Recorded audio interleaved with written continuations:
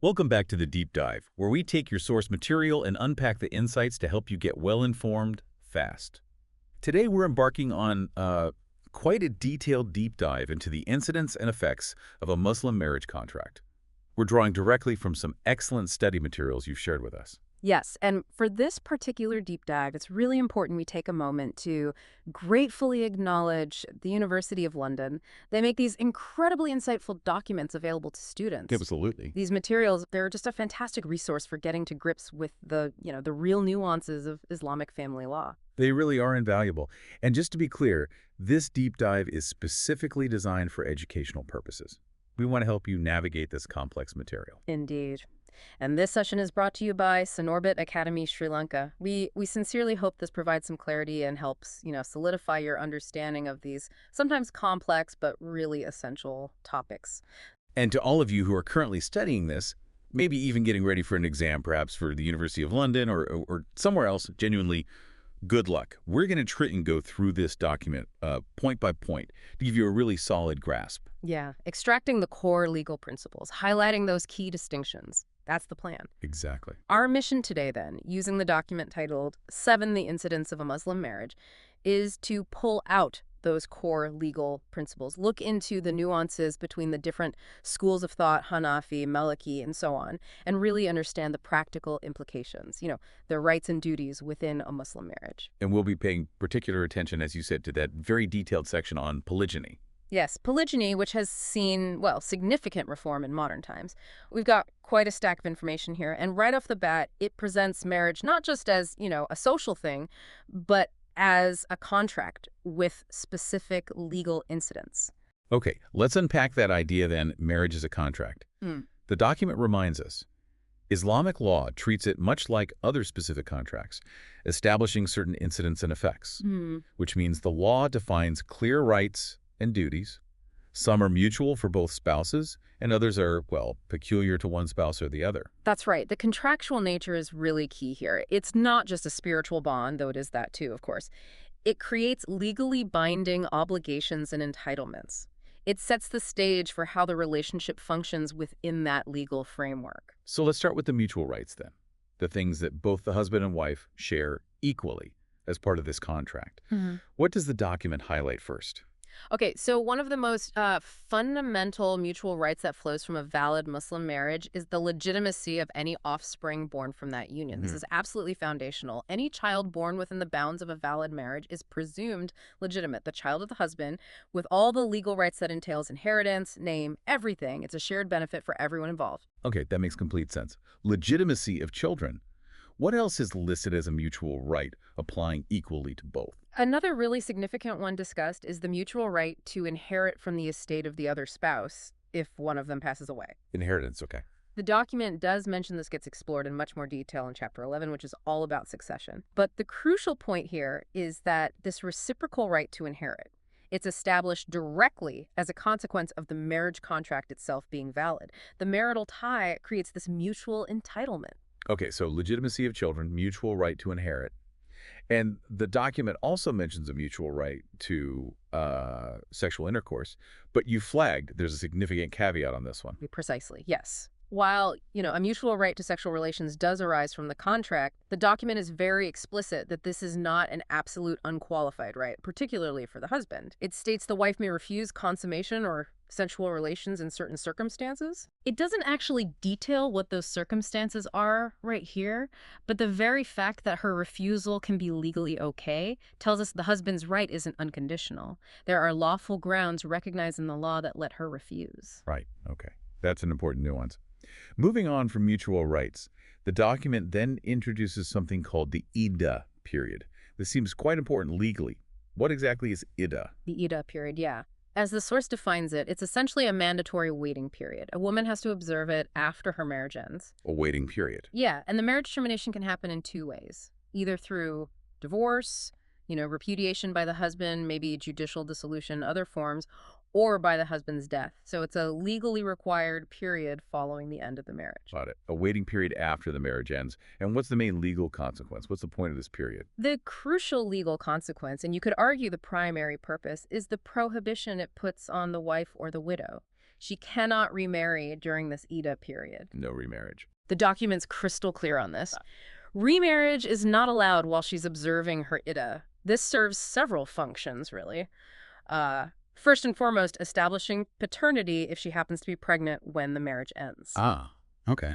It avoids confusion about who the father is. It also allows, a period for reflection, maybe mourning, respect for the old marriage tie. Got it. No remarriage during Ida. And the duration, how long does this waiting period last? Is it always the same? No, it's not fixed. It varies. It depends entirely on how the marriage ended, as the source details. If the marriage ends because the husband died, the Ida period is specific and fixed. It's 4 months and 10 days. 4 months and 10 days after death. Exactly. That's the standard period of mourning and waiting after the husband passes away. Okay. And what if the marriage ends through divorce? Does that change the length? Yes, it does. In the case of divorce, the duration is generally tied to the wife's, her physiological cycle. The source says the Ida period is typically 3 menstrual cycles. 3 cycles. This is specifically designed to check if she's pregnant from the marriage that just ended. However, if the woman isn't menstruating for some reason, maybe she's too young, maybe past menopause, maybe a health issue, then the period is set at 3 lunar months instead. Okay, so 3 menstrual cycles normally after divorce, or 3 lunar months if she's not menstruating. Correct. Or are there any other possibilities? What if she's pregnant at the time of the divorce or the husband's death? Ah, yes. This is a really critical detail to remember. It overrides the other calculations. If the woman is pregnant when the marriage terminates, whether by divorce or death, her Ida period lasts until she gives birth to the child. Until the birth. Yes. The Ida continues right up until she delivers the baby. At that point, it's complete, doesn't matter how many months or cycles have gone by. So let's just quickly recap those key Ida durations, because this is important for exams. Ida, waiting period after divorce or death, no remarriage allowed. Duration is 4 months, 10 days after death. For divorce, it's usually 3 menstrual cycles or 3 lunar months if not menstruating, but critically, if pregnant, it lasts until childbirth.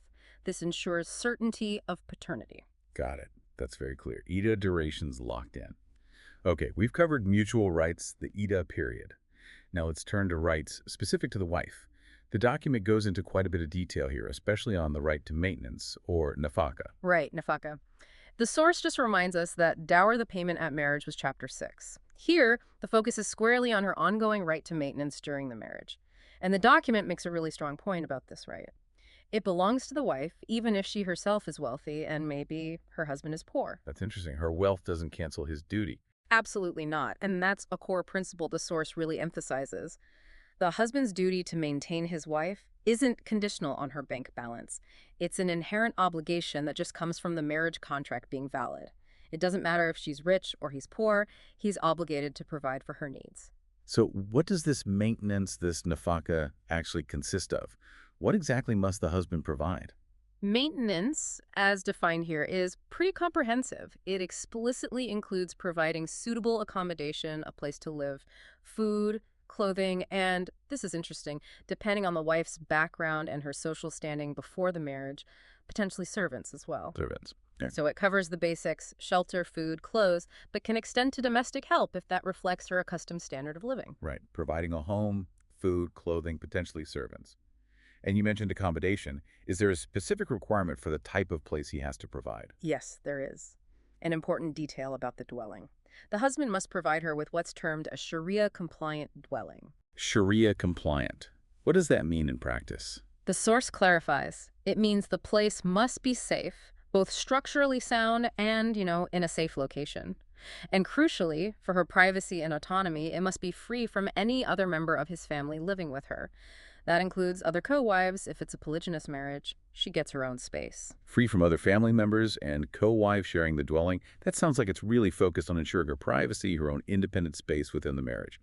Are there any exceptions? Can anyone else live there?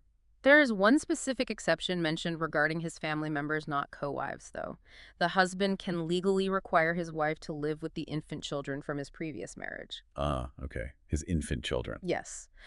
But this is where we see a difference between the schools of law again. The source notes that the Shia school does not allow the husband to impose this condition. So while some Sunni schools might say yes to living with infant stepchildren, the Shia view says no. That's a key point of difference between schools to remember regarding the dwelling. Okay, good distinction. Sharia-compliant dwelling.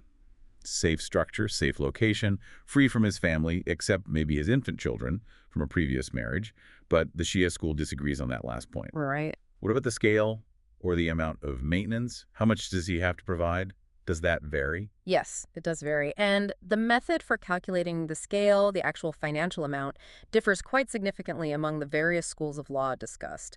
This is another really key area of divergence. Sure. In Hanafi, Maliki, and Hanbali law, three major Sunni schools, the calculation is based on finding the mean, the average, between two things: the husband's financial capability, his means, and the wife's previous standard of living before the marriage. The average between what he can afford and what she was used to. Sounds like a balancing act. It is, yeah, in those schools. Now, the Shia view is presented as perhaps a bit more straightforward for this calculation. It considers solely the means of the husband when fixing the amount. They just look at his financial capacity. Just based on the husband's ability to pay. Simpler. And then the Ithna Shari view, a major Shia sect, takes a completely different tack. According to their specific view, the wife's previous standard of living is the only relevant factor. They look at what she was accustomed to, seemingly regardless of his current means. Wow. Okay. So, yeah, three distinct approaches for calculating the quantum, the amount of maintenance across the schools. You've got Hanafi, Maliki, Hanbali using the mean, the general Shia view using just the husband's means, and the Ithna Ashari view using just the wife's previous standard. Remembering these differences is crucial for understanding how the law actually applies. That distinction in calculation methods is really important, yes. So the wife has this fundamental right to maintenance, but the source mentions a reciprocal duty for her that's linked to it. Yes, exactly. The document states that while the husband has this clear legal duty to maintain his wife financially, she in turn is under a duty to obey him. The rights of obedience on her part and maintenance on his part are presented as reciprocal duties. They flow from the marriage contract and are sort of linked. Reciprocal duties. Maintenance linked to obedience. Got it. When does the husband's duty to maintain his wife actually kick in? When does it start? The duty begins as soon as the wife, submits herself to his control. The source clarifies this with a specific scenario. If the marriage was contracted while the wife was still a minor, the husband's duty to maintain her begins as soon as she declares herself ready, able, and willing to cohabit with him. So it's her readiness and willingness, her declaration, that triggers it, not necessarily the physical act of them living together. Exactly. And the source gives a really significant example to hammer this home. If the husband chooses not to take her to live with him, even though she's clearly declared she's ready and willing to cohabit, he will still be obliged to maintain her from that point onwards. Even if she's still at her parents' house? Yes, even if she's still living in her parents' or guardian's house. Because the law considers that she has done her part. She's done everything she can to submit herself to his control by declaring her readiness. That's a key detail showing the legal weight of her declaration. That's a crucial point. Her readiness triggers the duty, regardless of his actions after that. Does this duty to maintain then continue indefinitely throughout the marriage, or can it stop? It continues throughout the marriage unless the wife forfeits her right. She can forfeit it by being disobedient to her husband without a lawful reason. Since his duty of maintenance is legally dependent on her obedience, his obligation terminates, or maybe it's better to say it's suspended, during the period of her disobedience. Suspended? Yeah, his duty is held in abeyance until she stops being disobedient and submits to his control again. Right. So disobedience can suspend the right to maintenance. Is there an exception to that? What if she has a good reason to be disobedient? Yes, good question. The source clarifies that if the wife disobeys her husband for some lawful reason, a reason the law itself recognizes as legitimate, she does not lose her right to maintenance. The disobedience has to be unlawful or unjustified under the Sharia for her right to nafaka to be forfeited. Lawful reasons for non-compliance don't result in losing maintenance. Okay. Lawful reason protects her maintenance right. What about if the husband himself is a minor? Does a minor husband still have to maintain his wife? The source states that yes, even a husband who hasn't reached legal maturity, who's still a minor, is obliged to maintain his wife. The condition is that she must be of an age where consummation would be legally possible, and she must have declared her readiness. His legal status as a minor doesn't negate his financial duty here. Interesting. His minority isn't a get-out clause for maintenance. Okay, now what happens to the wife's right to maintenance if the marriage actually ends? We talked about Ida being the waiting period after. Does maintenance continue during Ida? Okay, if the marriage ends due to the husband's death, the wife's right to maintenance terminates entirely at that moment. The source is very clear. There's no provision in traditional law for her to be maintained out of his estate after he dies. Her right to maintenance as a wife ceases with his death. No maintenance from the estate after death. Full stop. What if the marriage ends by divorce? Does maintenance continue during the Ida period then? If the marriage is terminated by divorce, the right to maintenance during the Ida period depends critically on whether the divorce was revocable or irrevocable. Revocable versus irrevocable. Yeah. Yes, and this is another area where the different schools of law have differing views on what she's entitled to during that post-divorce waiting period. Okay, tell us about that distinction and the different school views. This sounds important. Right. So all the schools and sects discussed in the source material agree on one scenario. If the divorce is a revocable repudiation, meaning the husband can just unilaterally take back the divorce during the Ida and resume the marriage. He can change his mind. Exactly. In that case, the wife keeps her right to full maintenance throughout the entire Ida period. The jurist's reasoning is that because he can revoke it solely by his action, she's still considered somewhat subject to his control, so her right to maintenance continues fully. Okay, everyone agrees on maintenance during a revocable divorce, Ida. Makes sense.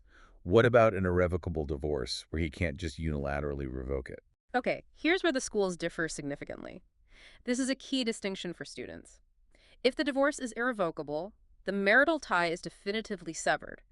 Only the Hanafi school allows the wife to retain her full right to maintenance during the Ida period. Only Hanafi for full maintenance after irrevocable divorce. Yes, the Hanafi view is unique in granting full nafaka food, clothing, shelter, everything during the Ida of an irrevocable divorce. According to the law of the other schools and sects mentioned, Maliki, Shafi'i, Hanbali, Shia, during the Ida following an irrevocable repudiation, the wife is only entitled to have a dwelling provided for her by her former husband. Just housing, not full support. Just housing, not full maintenance covering all her needs. This is a critical distinction to remember. Hanafi grants full maintenance, while the others grant only dwelling rights during the Ida following an irrevocable divorce. The source does note, though, that legislative changes regarding post-divorce maintenance have happened in various places, and those are covered more in Chapter 9. That difference between Hanafi and the others on irrevocable divorce Ida maintenance is definitely something to flag up and remember. The document also mentions a specific type of marriage here, the Mizyar marriage.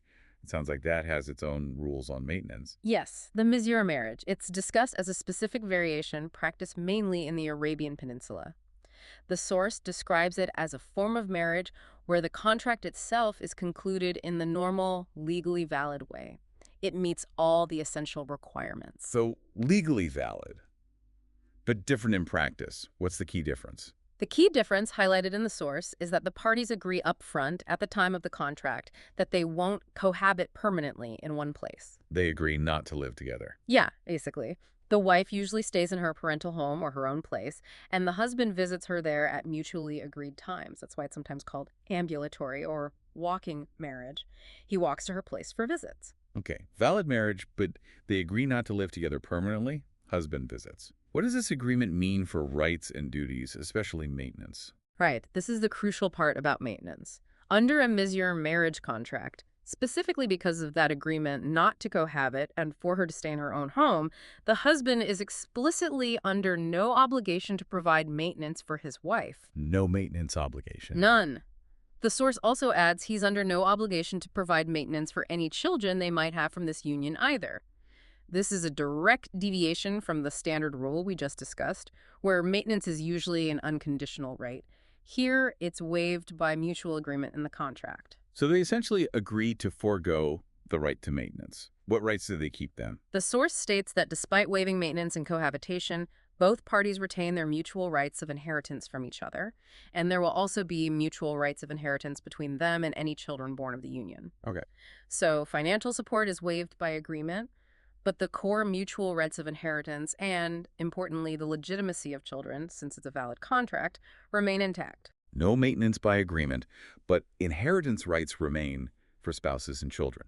That's a really specific example of how the standard incidents of a marriage contract can be modified by explicit agreement, at least in this form.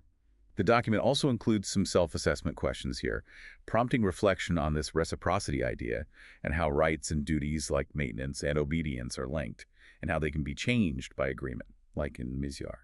Okay, let's move into the next major section. It's quite detailed and often, a topic of much discussion. Polygyny. The source starts by giving some historical context before getting into the Islamic legal specifics. Yes, it contrasts the situation in pre-Islamic Arabia. Back then, under tribal customary law, unlimited polygyny was permitted. Men could marry basically as many women as they wanted, no legal limit on the number. Unlimited. And Islamic law changed that. Severely restricted it, yes. Islamic law introduced a specific limit, providing that a husband could not have more than 4 wives concurrently at any one time. 4 wives. Concurrently, that's the maximum limit set by Islamic law. And this is based directly on a specific verse in the Quran. Exactly. The source cites Surah 4, verse 3 as the primary basis for this limit. The verse is quoted as, "And if you fear that you cannot deal justly with orphans, then marry from the women who seem good to you, 2 or 3 or 4. But if you fear that you cannot deal equitably, then only 1. This is better that you do not injustice." That verse is the legal cornerstone. Quran, Surah 4, verse 3.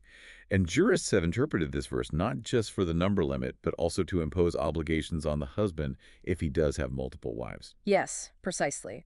The source explains this verse means the law obliges the husband to treat his wives equitably.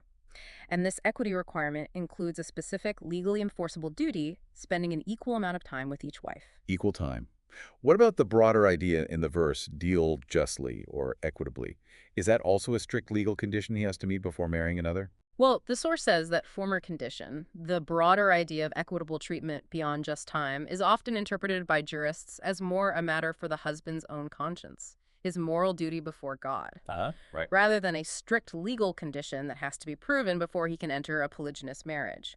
While he's morally told to be just in all things, the main legally enforceable bit derived directly from this verse seems to be the equal division of time and providing necessities. So the legal focus is more on the practical, tangible stuff like time and provisions, while the deeper emotional equity is more on his conscience, not something courts traditionally policed beforehand. Now, in traditional Islamic law, did a man need anyone's permission like a court's before marrying a second or third or fourth wife? This source is very clear on this. In traditional Islamic law, all the schools and sects agreed. It was not necessary for a man to get any kind of permission before marrying another wife, as long as he stayed within the limit of 4. No permission needed. His right was seen as pretty much absolute in traditional law, legally speaking. Although the source immediately adds there are certain restrictions and obligations that do apply after the marriage, which we need to cover. Okay, no prior court permission. Traditionally, a point that's seen huge changes in modern reforms. Let's talk about those restrictions that did apply traditionally. Right. Beyond the absolute max of 4 wives at once, there's a significant restriction based on kinship. A man cannot validly marry a woman who is related to his existing wife within the prohibited degrees of kinship. If they couldn't marry each other if one were male. Prohibited degrees, like what are the examples given? The source gives specific examples. It's unlawful to be married at the same time to 2 women who are sisters, blood sisters, or foster sisters. Can't marry 2 sisters. Right. Or, similarly, to be married concurrently to a woman and her daughter. Those combinations are forbidden due to the close family relationship. Okay, no 2 sisters, no mother and daughter concurrently. Makes sense for family harmony. Exactly. The source also adds a notable point here about the Ithna Ashari sect of the Shia. They have a unique position. This sect allows a man to have, in addition to the 4 permanent wives, an unlimited number of temporary wives. Unlimited temporary wives. Yes, through a specific type of temporary marriage contract. These temporary marriages have different legal effects, as we'll see with things like time division and inheritance, compared to permanent ones. Right. Unlimited temporary wives for Ithna Asharis, on top of the 4 permanent ones. That's a big difference. So even though traditional law didn't require permission to marry polygynously, the source says the law was very concerned with the rights of the wives once he had more than one. How did it protect their rights? It focused mainly on laying down specific, legally enforceable obligations for the husband towards each wife. A fundamental one, mentioned again here, is he must provide each of them with a separate dwelling. Separate dwelling for each one, not sharing. Yes, a separate independent dwelling for each wife. And this place has to meet that same Sharia-compliant standard we talked about earlier for maintenance. Safe, good location. Safe structure, safe location, and crucially free from the presence of his other wives. This reinforces her right to her own household privacy autonomy. Right, the Sharia-compliant dwelling rule applies individually to each wife, keeping them separate. What if he fails? What if he offers accommodation that isn't up to standard, maybe forces them to share? Good question. The source states that a wife who's offered accommodation that doesn't meet the required standard, maybe it's unsafe, or, crucially, requires her to live with a co-wife against her, she can rightfully refuse to cohabit with him in that specific place. And she won't be considered disobedient. Exactly. She will not be deemed disobedient by making this refusal, and consequently, her right to maintenance is not forfeited. Why? Because his failure to provide suitable housing is considered a lawful reason for her refusal to live there. It shows that reciprocity, again, his failure justifies her noncompliance in that specific aspect. Refusing to live in substandard or shared housing is a lawful reason, so it doesn't cancel her maintenance. Got it. What about maintenance itself in polygyny? How's that handled? Equal amounts for everyone. He has to maintain each wife individually to the appropriate standard based on those calculation methods we discussed earlier. The source says, each of the co-wives is equally entitled to maintenance pro parte, meaning proportionately or equally in share, according to the calculation method of the relevant school. Equally entitled, but you said the calculation methods differ. Yeah. So if one method depends on her previous standard of living, the amounts could be different for different wives in the same marriage, couldn't they? Precisely. The calculation applies to each wife individually. So under Shafi law, where it's based just on the husband's means, maybe they'd get the same amount. But under Hanafi, Maliki, and Hanbali law, where it's the mean between her previous standard and his means, the amounts could differ if their backgrounds were different. And under Ithna Ashari law, based solely on her previous standard, the amounts would almost certainly differ if their backgrounds weren't identical. So yes, it's crucial to remember the calculation method applies individually to each wife. Okay, individual calculation, possibly leading to different amounts for co-wives under some schools. Beyond housing and money, the source talks about the husband's duty to treat wives equally regarding his time. Yes, this is presented as a fundamental part of that duty to treat wives equally, directly from the Quran, Surah 4.3 again. The source goes into detail about the specific duty of dividing his time. It's known as qasm. Qasm, Q-A-S-M, meaning partition or division. What does qasm actually involve? How does he divide his time? The traditional legal texts talk about the husband's duty to divide his nights equally between his wives. That's the core of qasm, ensuring each wife gets an equal share of his overnight companionship. Dividing nights equally. And if he fails, if he misses a night with one wife when it was her turn, he's traditionally obligated to give compensation to the wife who was passed over, compensating her for the time she was legally due his presence. Compensation for missed nights. Is qasm specifically about sexual relations or just companionship? The document clarifies this, right? Yes, it does, and it's a really important nuance. The source explicitly states the wife's right under qasm is merely to companionship, not specifically to sexual relations. Just his presence. Yes. While sex might happen, the legal duty of qasm itself is about dividing his physical presence, his time spent overnight in her dwelling, ensuring she gets her fair share of his company. Okay, qasm is about sharing nights for companionship. Are there any exceptions to this strict equal division? Yes, there's a specific exception mentioned when a husband takes a new wife. It concerns the initial period right after that marriage. If the new wife is a virgin, he's allowed to spend 7 consecutive nights with her. 7 nights straight. Yes, to establish the new relationship. If she's not a virgin, he may spend 3 consecutive nights with her instead. 7 for a virgin, 3 for a non-virgin new wife. Does he then have to make up this extra time to his other wives later? Pay them compensation? No. The source states that in these specific cases, the husband is under no duty to make up these initial nights to his other wives, nor pay them compensation. This exception modifies the general rule of equal division for that specific initial period after a new marriage. Right. That exception for a new wife is key. Does qasm apply to all types of wives? What about those temporary wives in Ithna Ashari law? Good point. The source notes that the right of qasm, this equal division of nights, does not exist in Ithna Ashari law for temporary wives. No qasm for temporary wives. No. This links back to them allowing unlimited temporary wives. It suggests temporary marriages have different legal incidents, and equal division of the husband's time isn't one of them for temporary wives in that school. Okay, qasm doesn't apply to temporary wives in Ithna Ashari law. Another specific detail about that sect. This whole section raises a really difficult question, though. Under traditional law, was there any legal way out for a wife who just didn't want to be a co-wife? If her husband married someone else against her wishes. Yeah, that's explored in Section 7.4.2, Unwilling Co-Wives. And the source is pretty blunt. Traditional Islamic law generally provided no solution, no remedy for the majority of women in that situation. No solution traditionally if she didn't want him to marry again. That sounds harsh. It does reflect the traditional understanding where his right was largely unrestricted by her wishes. Her permission wasn't required. However, the source does highlight one school where wives were slightly better off, the Hanbali wife. The Hanbali school. What was the Hanbali exception or remedy? Hanbali law developed a unique doctrine. It allows a stipulation to be put into the marriage contract at the beginning, stating that the husband agrees not to take a second or subsequent wife during that marriage. A condition in the contract itself against polygyny. How do they justify that when other schools said marriage incidents were fixed? The source says their basis was the Quran itself, specifically Surah 5, verse 1. O believers, abide by your contracts. Abide by contracts. The Hanbalis interpret this very strictly in their contract law.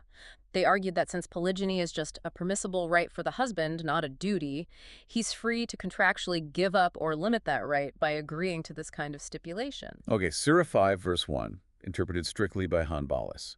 But the husband has to agree to this stipulation, right? She can't just add it.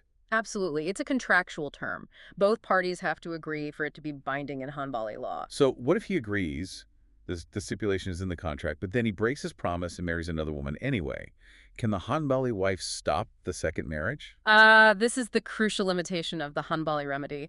Hanbali law does not give the first wife the right to go to court and prevent the second marriage. If he marries again, contrary to the agreement, that second marriage is still considered legally valid. The second marriage is valid, even though he breached the contract with the first wife. Yes, according to the source's description of Hanbali law.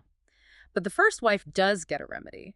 She has the right to go to court and seek a dissolution of her own marriage. She can end her marriage. Yes, on the grounds that he breached the contractual stipulation he agreed to.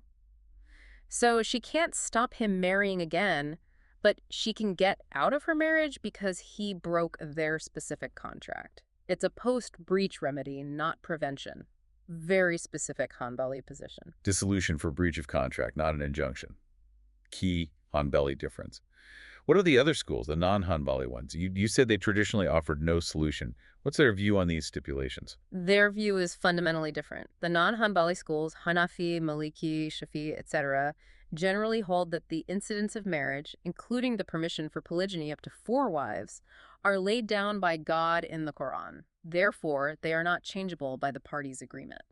So the contract can't override the Quran. That's their perspective. Since polygyny is permitted, any stipulation saying the husband won't take a second wife is considered void. It's simply ignored, expunged from the contract as legally ineffective because it contradicts a right granted by Sharia. The marriage itself remains valid, but that condition is worthless. So in non-Hanbali schools, the stipulation is just ignored, and the wife can't get a divorce just because he marries again, because it's his right. Generally, that's correct according to the source. She can't get a divorce based purely on him exercising his right to polygyny if the stipulation is void, unless, and there are limited exceptions based on the husband's actions, unless he had previously delegated the right to divorce to her if he took a second wife. That's talaq al-tafwid. Delegated divorce. Or if the husband himself had pronounced a divorce against her that was conditional on him marrying again. These are specific things he might have done, not based on the void stipulation itself. All right. Delegation or conditional repudiation by him. Are there any other, maybe more indirect routes? The source mentions a tortuous route for a Maliki wife.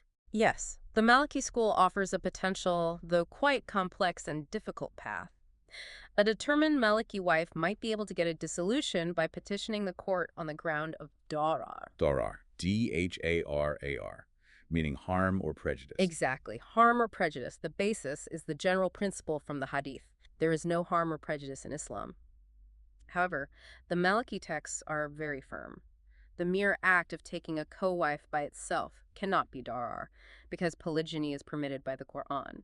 So just him marrying again isn't enough for darar and Maliki law. What does she have to prove then? She has to prove specific harm or unequal treatment resulting from the polygyny. The source says she needs to show she's been treated unequally compared to the other wife, or wives may be in maintenance, housing, time, emotional neglect causing harm, or that he's caused her actual physical harm. Proof is required. Proof of unequal treatment or physical harm. What if she tries but fails to prove it? Does the case just end? This is where the torturous part comes in. If she fails to prove dara but still insists she wants out, the Maliki court can change itself into an arbitration tribunal. Arbitration. How does that work? Relying on Surah 4, verse 34, the court appoints an arbitrator from the husband's family and one from the wife's family. Their first job is to try and reconcile the couple. Try reconciliation first, if that fails. If reconciliation fails, the tribunal then has to examine all the evidence and decide who is primarily to blame for the breakdown of the marriage. Assign blame. What happens then? The outcome depends on who gets blamed. If the tribunal decides the husband is primarily to blame, the wife gets a judicial talaq, a divorce due to his fault. If they decide the wife is primarily to blame, she gets a divorce at her instance, but reflecting her fault. Judicial talaq if he's blamed, judicial khul if she is. Any financial consequences if it's a khul? Yes. If it's a judicial khul where she's blamed, she usually has to return her dower to him or give up any unpaid dower. She's essentially buying her way out because she's deemed at fault for the breakdown. Chapter 9 covers the laq and khul more. So the Maliki Darar route can lead to divorce, but it's tough, requires proving harm, and might involve arbitration with the different outcomes based on blame. Not straightforward at all. Definitely sounds involved. Okay. Different scenario. What if a man already has 4 wives, the legal limit, and tries to marry a 5th? Section 7.4.3, the 5th wife. Yes, the source tackles this directly. If a man with 4 valid wives goes through a marriage ceremony with a 5th woman, that marriage is invalid. It exceeds the limit. Invalid. Is it completely null and void then? No legal effect at all? No, and this is a crucial nuance. It's not an absolute nullity. Certain legal effects do flow from it, even though the marriage contract itself is invalid. Invalid, but still have some effects. Like, what are the consequences? Probably the most important effect noted is for the children. Any children born of this union, even though the marriage was invalid, will be recognized as legitimate. Children are legitimate. That's huge. What else? Also really important, according to the source, is protection from criminal charges. The husband and this 5th wife won't be considered guilty of zina, unlawful sexual intercourse. No zina. Which, as the source reminds us, could carry the death penalty under traditional law. So this is significant protection arising from the semblance of marriage. Right. No zina. What about money for the woman? Did the 5th wife get dower? Yes, despite the invalidity, she is entitled to receive dower. But the amount differs by school, another key distinction. In Hanafi law, she gets either the stipulated dower, agreed amount, or the proper dower, based on her status, whichever is less. Hanafi pays the lower amount. Yes. Well. In the law of the other schools discussed, Maliki, Shafi'i, Hanbali, Shia, she gets the full stipulated dower agreed upon. Remember that dower difference for an invalid 5th marriage. Hanafi, lesser of stipulated proper, others stipulated. Children, legitimate, no zina, dower due, with school variations. What about Ida for her, after they inevitably separate? She does have to observe an Ida following the separation, which has to happen once the invalidity is known. But, a specific point. If the husband dies before the separation, the Ida of death, 4 months, 10 days, is not required for her. Not the death Ida. Why not? Because, as the source explains, she was never a valid wife. So she can't legally be a widow. Makes sense. So she observes the separation Ida, not death Ida. How long is that? She observes an Ida of 3 menstrual cycles, same as the divorce Ida when not pregnant. The purpose here is to establish certainty about paternity. Is she pregnant by him or not? 3 cycles Ida after separation from an invalid 5th marriage. The source also links marrying a 5th wife to the Ida periods of existing wives. Yes, another timing issue with school differences. Everyone agrees. A husband cannot validly marry a 5th woman while one of his 4 valid wives is observing an Ida following a revocable divorce, because that marriage isn't fully over yet. Can't marry number 5 during a wife's revocable divorce Ida. Agreed.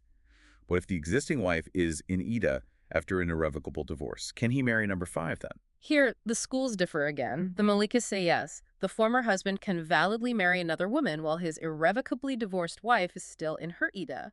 For Malikas, the tie is fully severed. Her Ida doesn't count towards his limit. Maliki law allows it during irrevocable divorce Ida. But the Hanafis and Hanbalis disagree. They hold that he cannot validly marry a 5th woman until the irrevocably divorced wife's Ida is completely finished. He has to wait. Hanafis and Hanbalis say wait until the Ida is over. And just adding a detail for Hanafi law, remember they believe the husband still owes full maintenance and shelter during the irrevocable Ida. This reinforces their view that the connection isn't entirely severed until the Ida ends. So remember the split. Maliki allows marrying another during irrevocable Ida. Hanafis and Hanbalis require completion. with Hanafi uniquely requiring full maintenance during that time. Those school distinctions on timing relative to Ida are definitely crucial for exams. Mhm. Okay, briefly. Inheritance in polygynous marriages. Yeah. Section 7.4.4. How does that work? The source points to the Quran for the wife's share. Basic rule. 1/4 of the estate if the husband leaves no child descendant. 1/8 if there is a surviving descendant. Quarter or eighth, depending on children. How's that split with multiple wives? If he dies survived by more than one wife, up to 4, the total share, either the quarter or the eighth, is divided equally between all the surviving wives. They split the total share allocated to wives. Yes, and importantly, the child or children of any wife or any legitimate child of his, even from a previous marriage or that invalid fifth marriage, reduces the share for all wives down to the minimum collective share of 1/8, which they then divide among themselves. Any legitimate child reduces the total pie for all wives to 1/8.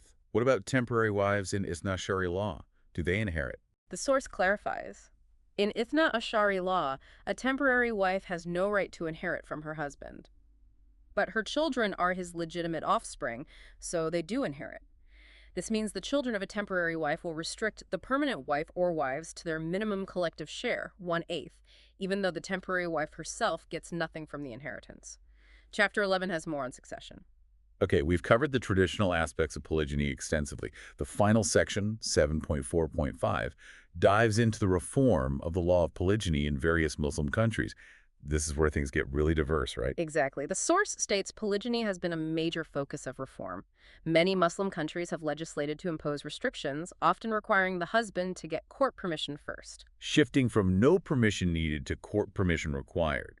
Has any country banned it completely? Yes, the source highlights Tunisia as unique. Only Tunisia has banned polygyny outright and declared such marriages void. Tunisia, the only one to ban it. What's the legal basis and consequence there? Article 18 of their 1956 Law of Personal Status says polygyny is prohibited, and it adds penalties.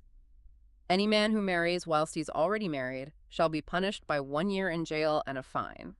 Clear criminal sanctions. Jail and a fine. What was the justification they used, arguing from within Sharia? The memorandum with the law cited the main polygyny verse, Surah 4.3, marry two, 3 or 4 if you can be equitable, but read it alongside Surah 4, verse 129, which says, you will never be able to deal equitably between wives. Verse 129 suggesting equity is impossible. How do they combine them? Following the Egyptian scholar Muhammad Abdu, they argue the verses together mean the Quran effectively prohibited polygyny for everyone except maybe the Prophet. Since equity required by 4.3 is impossible for ordinary men, stated in 4.129, the condition can't be met.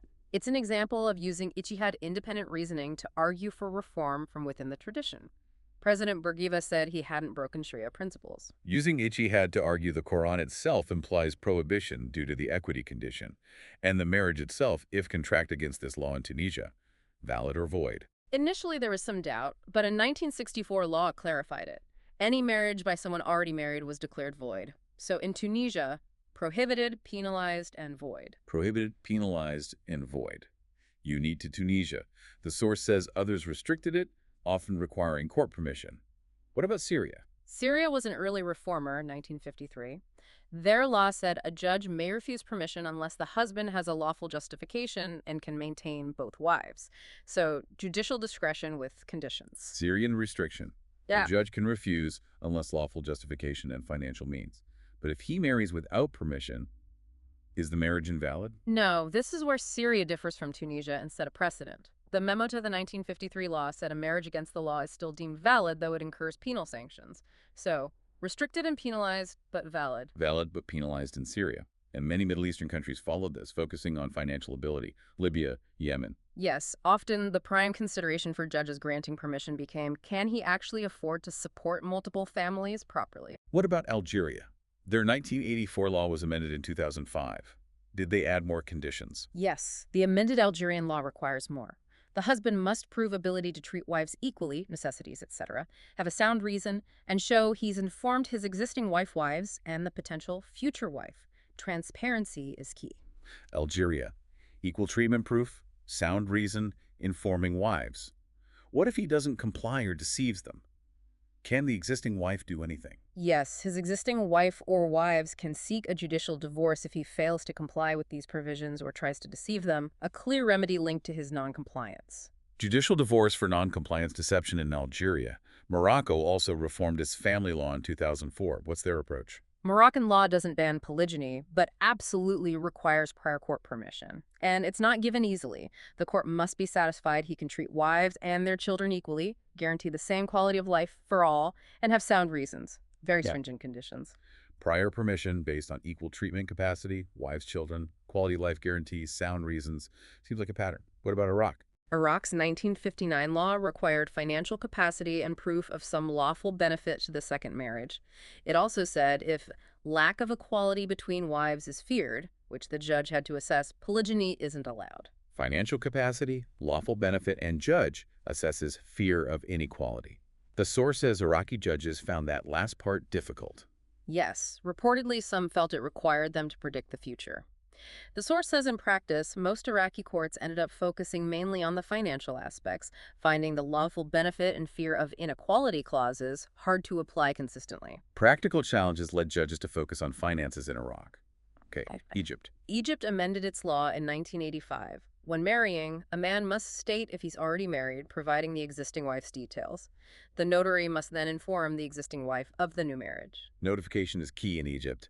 What can the first wife do once she knows? She can petition the court for divorce, alleging mental or physical harm, making married life impossible. If the judge can't reconcile them, the marriage can be dissolved. Divorce petition based on harm after notification. Is there a time limit? Yes, she has to start proceedings within 1 year of becoming aware of the second marriage. Otherwise, her right lapses. 1 year limit. What about the second wife? Any protection for her? Yes, the source adds the second wife can also petition for divorce if she was unaware he was already married when she married him. Protection from deception for her, too. Both wives have potential recourse in Egypt. The source concludes this bit by noting most Middle Eastern countries adopted the Hanbali principle via legislation, allowing stipulations giving the wife a right to divorce if he remarries, but not the right to stop the marriage itself. Exactly, reinforcing how that specific Hanbali rule on stipulations got codified widely. Okay, let's shift to Pakistan and Bangladesh. Same origin, the MFLO 1961.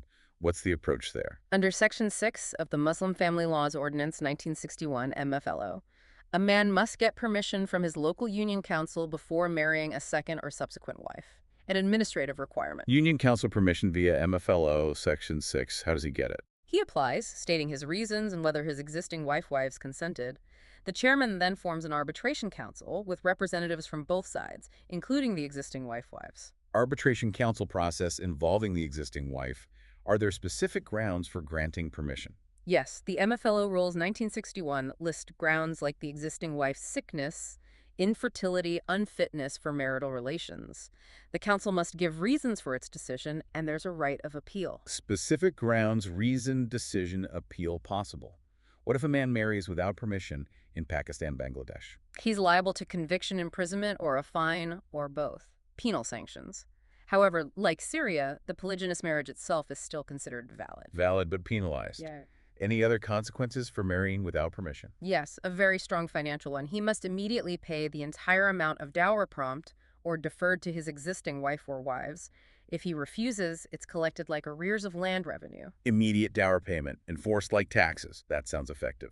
It is. The source notes this puts enforcement on the collector divisional officer, who has strong powers, making collection much easier for the wife than going through courts. Administrative dower collection.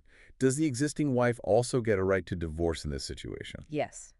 A wife whose husband marries without council permission is also entitled to seek dissolution of her marriage on this ground under Section 14 of the MFLO. So, MFLO, husband penalized, marriage valid, immediate forcible dower for existing wife, and wife has right to seek dissolution under Section 14. Comprehensive. The source mentions a Bangladesh case. Yes, Yasmin Sultana v. Muhammad Elias, 1997. Mr. Justice Rabbani commented that the correct approach was Tunisia's outright ban, suggesting a stricter view than the MFLO itself. Remember that case? Yasmin Sultana v. Muhammad Elias, 1997. Interesting judicial comment favoring the Tunisian approach. Finally, India. Different landscape there. Somewhat. The source says India didn't enact specific statutes about inserting stipulations against polygyny, unlike many Middle Eastern countries. However, Indian courts, even before partition, had recognized the party's right to include such stipulations and the wife's subsequent right to dissolution if it was broken. So, judicial recognition of the Hanbali principle. Courts recognize the stipulation and dissolution right without a specific law.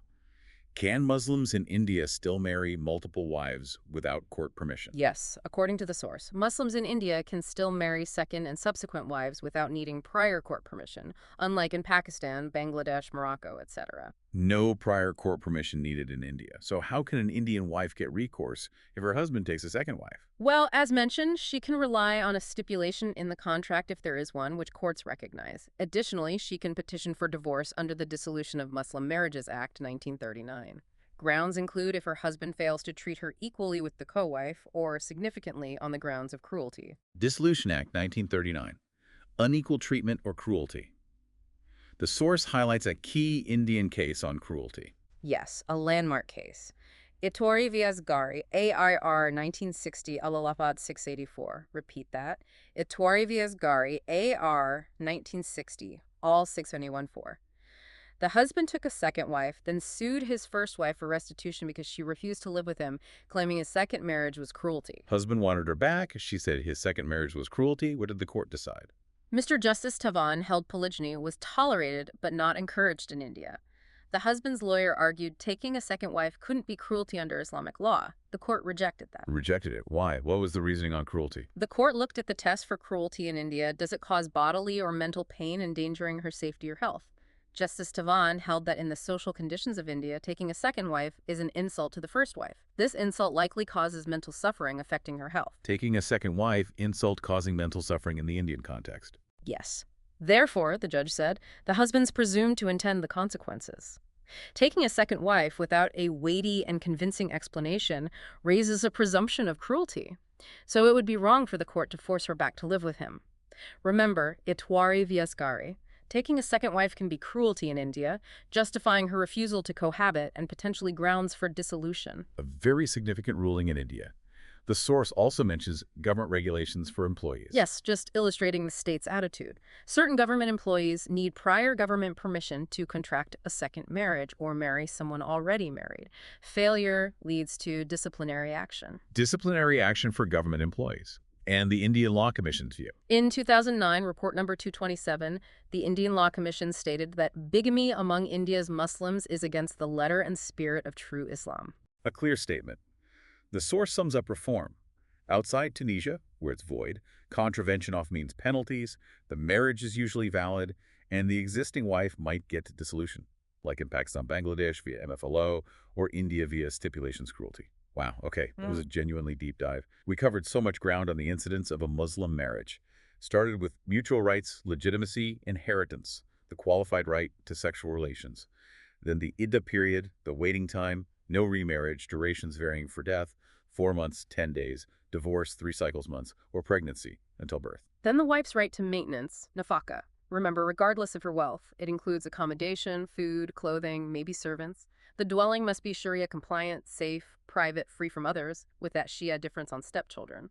And those different calculation methods for the amount of maintenance across schools, Hanafi Maliki, Hanbali mean, Shia husband's means, Ithna Ashari wife's previous standard. Right, and the reciprocity with obedience. How maintenance starts with her readiness even if he doesn't cohabit and stops on his death or doing her unlawful disobedience.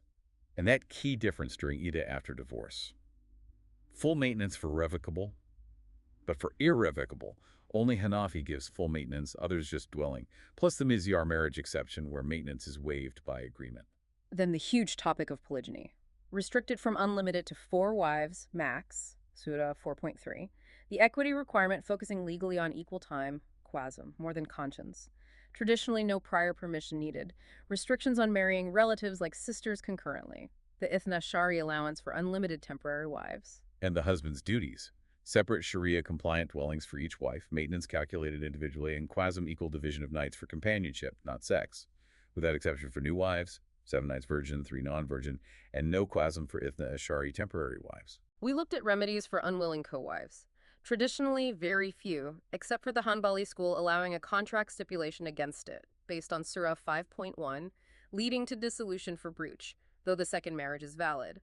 Contrasted with non-Hanbali schools viewing such stipulations as void, and the complex Maliki Dara route needing proof of harmony equal treatment, potentially leading to arbitration and talaq or ku. Then the 5th wife scenario, invalid marriage, but children legitimate. No zina, dower due, Hanafi pays less, others pay stipulated, and a 3-cycle separation idda, not death idda. Plus the rules on marrying a fifth during existing wives idda, no during revocable, Maliki allows during irrevocable, Hanafi humbly don't. And inheritance wives share the quarter or eighth portion equally, reduced by any legitimate child, even temporary wife's child, though she doesn't inherit. And finally, the massive section on reform. Tunisia's unique ban, prohibited, penalized, void, based on ijtihad. Syria's model, permission needed unless justification means, valid but penalized. Algeria adding equal treatment proof, sound reason informing wives with wife's right to divorce for non-compliance. Morocco's strict conditions, equal treatment quality of life guarantee, sound reasons. Iraq's lawful benefit, fear of inequality proving difficult. Egypt's notification system allowing wife divorce for harm, 1 shibir limit, and second wife divorce if unaware. And most Middle East adopting the Hanbali stipulation right. And Pakistan, Bangladesh, MFLO. Union Council permission, arbitration, specific grounds, valid but penalized, immediate enforceable dower, wife's right to dissolution, Section 14. Remember Yasmin's Sultana case commentary, India. No prior permission needed, but courts recognize stipulations, plus divorce under 1939 Act for unequal treatment or cruelty, citing the Itwari v. Asghari case, where second marriage itself was presumptive cruelty, plus government employee rules and law commission view. Exactly. We tried to repeat those key terms, case names, Itwari v. Asghari, Yasmin Sultana v. Muhammad Elias, and especially the differences between the schools of law and the varying reform approaches. Hopefully that repetition helps cement these crucial points, especially for exam preparation. Understanding the nuances, like mizyar or the Hanbali stipulation versus others, is really vital. It absolutely shows the richness and, frankly, the complexity of Islamic family law, how it's interpreted, applied, reformed across time and place.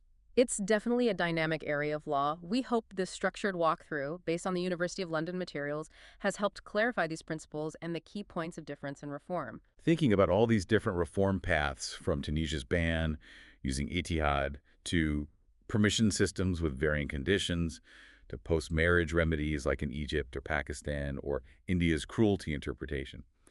Really makes you wonder, doesn't it? How might these diverse ways of regulating polygyny reflect broader societal values? Maybe changing ideas about justice or the role of women within these legal frameworks?